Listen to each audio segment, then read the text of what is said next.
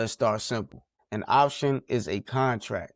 It gives you the right, but not the obligation, to buy or sell an asset at a specific price before a specific expiration date. So there are two main types of options: calls and puts. So a call option is usually when you think a price is going up, and then the put option is when you usually think a price is going down. And by price, I mean stock price. So, but here's where beginners mess up. A call is not just price goes up, I make money, and the put is not just price goes down, I make money. Because the contract itself has other factors that's affecting it.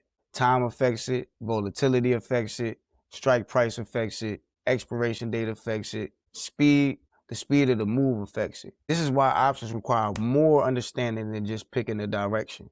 So, and let's go into the actual definitions. So the full definition of a call. So with a call option, a buyer has the right, but not the obligation, to purchase an underlying asset at a predetermined price before a set expiration date.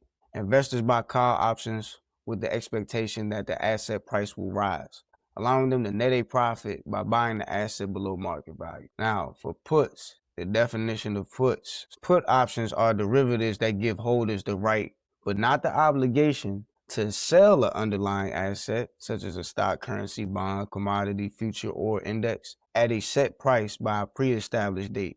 So you got calls are buying, puts are selling. Now,